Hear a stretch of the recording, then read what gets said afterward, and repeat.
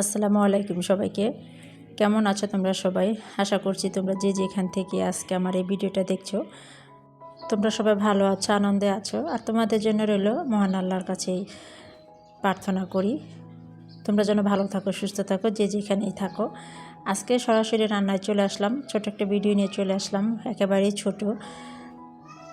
আশা করি তোমরা লাইক দিয়ে শুরু করবা।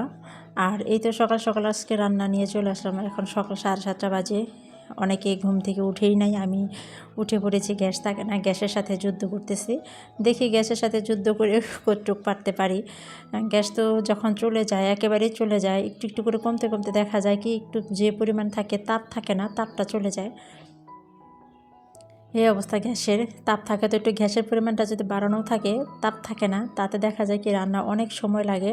আর আমি এখানে পাশের চুলায় মাছের মাথা দিয়ে, রুই মাছের মাথা দিয়ে লাউ ডোগা রান্না করব। আগের দিন লাউর শাক রান্না করেছিলাম, অনেক মজা লেগেছে সবার কাছেই। তার জন্য আবার লাউর শাক নিয়ে আসছে। তার ভাবলাম যে সিম যেহেতু আজকে নাই, তাহলে আমি এটা মাছের মাথা দিয়ে রান্না করি। এইভাবে মাছের মাথা দিয়ে লাউর ডোগা রান্না করলে কিন্তু বেশ মজা হয়। আর এই তো গ্যাস 2 চুলায় বসিয়ে দিয়েছে। নাস্তা তো এখনও বানাই নাই, নাস্তা রেডি করে রেখেছি, আটা মাখিয়ে রেখেছি। এমন পরোটা বানাবো তো পরোটা শেপ দিয়ে রেখেছি, ঢেকে রেখেছি। যখন উঠবে তখন আমি ভাজি করে দিব, বানিয়ে ভাজি করে দিব। সেই হিসাবে ভাবলাম যে রান্নাগুলো শেষ করে নিই, গ্যাস তো আর পাবো না, যেহেতু গ্যাস কমতে কমতে কিন্তু একেবারে কমে গিয়েছে। এই তো এখানে আমি গরুর গিলা বা গুর্দা যেটাই বলো আর কলিজা রান্না করেছি।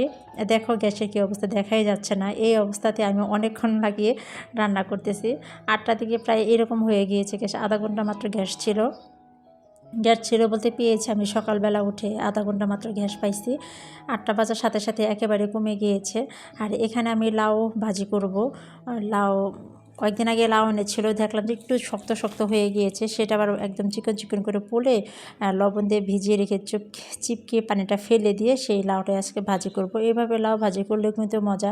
আর বাচ্চাদের জন্য আমি গিলা কলিজা রান্না করলাম, ওইটা ওদের চলে যাবে। আর আমাদের জন্য এই লাউর শাক ভাজি, লাউ রান্না করেছি, লাউর ডোকা আর কি, আর লাউ ভাজি, এই আমাদের চলে যাবে। আর রাত্রে আগের শুটকি ভর্তা আছে, সবগুলো আইটেম আছে শুটকি ভর্তা, সেগুলো দিয়ে আজকে আমাদের চলে যাবে। আর এখানেই তো ওদের নাস্তা রেডি করে রেখেছিলাম। এখন আস্তে আস্তে সবাই উঠে পড়েছে, 11টা বাজে ঘুমের থেকে উঠে। এখন আমি ওদের জন্য আবার নাস্তা রেডি করতেছি। এই যে বললাম যে গ্যাসের সাথে পাল্লা দিয়ে কাজ করতেছে না, আজকেও আমি হেরে গেলাম, গ্যাসের সাথে পারলাম না আর কি। গ্যাস তো অলরেডি অনেক আগেই চলে গিয়েছে। আমি এখন আবার এলপি চলে আসলাম ওদের পরোটা ভাজি করতে, কারণ গ্যাস একেবারে চুলা বন্ধ, ওই চুলা তো আর সম্ভব না। সেই জন্য ভাবলাম যে তাহলে আমি এলপি চলে ওদের নাস্তাটা বানিয়ে দিই। গ্যাসের সাথে পাল্লা দিয়ে আর কি পারলাম না আর কি, শেষমেশ গ্যাসটাই জিতে গেল, আমি হেরে গেলাম। যাই হোক, এই তো নাস্তা পরোটা বানিয়ে দিচ্ছি। বাইরের পরোটা কয়েকদিন যাবতীয় খেতে চাচ্ছে, দিচ্ছি না নিজের থেকেই, যে বাইরের আর ঘরে তো অনেক তফাৎ। তারপরে বাইরের জিনিস তো খেতেই হয়, বাচ্চারা তো ছাড়ে না। যাই হোক, ওদেরকে আমি চা চা পরোটা বানিয়ে দেবো। চা বানিয়ে রেখেছি অলরেডি আগেই, নিচের চুলাতে, গ্যাসের চুলায় অল্প চা বানিয়ে রেখেছি। আর এখানে পরোটা বানিয়ে দিচ্ছি এলপি চুলাতে। এতে বেশি আর ভিডিওটা আজকে বাড়াবো না, এই পর্যন্তই রাখবো, নাস্তা পর্যন্তই রাখবো। তোমরা সবাই ভালো থেকো। আর ভালো লেগে থাকলে সাবস্ক্রাইব করে দিও, লাইক কমেন্ট শেয়ার সবই করে দিও। আজকে এই পর্যন্তই রাখবো। তোমরা সবাই ভালো থাকবে, সুস্থ থাকবে, এই প্রত্যাশায় ভিডিওটা শেষ করছি। আসসালামু আলাইকুম সবাইকে, আল্লাহ হাফেজ।